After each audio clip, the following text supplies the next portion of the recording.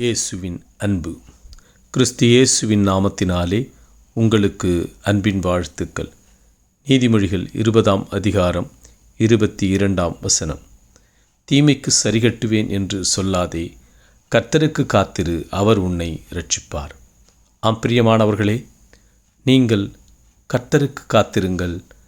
அவர் உங்களோடு கூட இருந்து உங்களை இரட்சித்து பாதுகாத்து கொள்ளுவார்.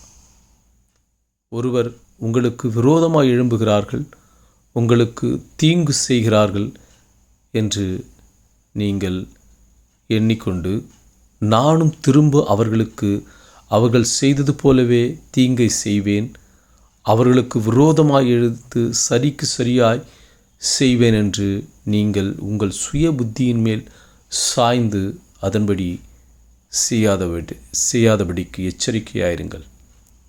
நீங்கள் உங்களுக்கு தீங்கு செய்கிறவர்களை கர்த்தரிடத்தில் விட்டுவிடுங்கள், அவரிடத்தில் ஒப்பு கொடுத்து விடுங்கள், அவர் பார்த்து கொள்ளுவார். கர்த்தர் உங்களுக்காக யுத்தம் பண்ணுவார், நீங்கள் சும்மா இருப்பீர்கள். அவர் யுத்தம் செய்து உங்களுக்கு ஜெயத்தை கொடுப்பார், அவர் உங்களுக்கு நன்மையானதை தருவார். தீமைக்கு சரிகட்டுவேன் என்று நீங்கள் சொல்லாதபடிக்கு ஜாக்கிரதையாயிருங்கள். நீங்கள் கர்த்தருக்கு காத்திருக்கும் பொழுது கர்த்தர் உங்களுக்கு நன்மையை கொடுத்து உங்களை உயர்த்தி ஆசீர்வதிப்பார். ஆமென்.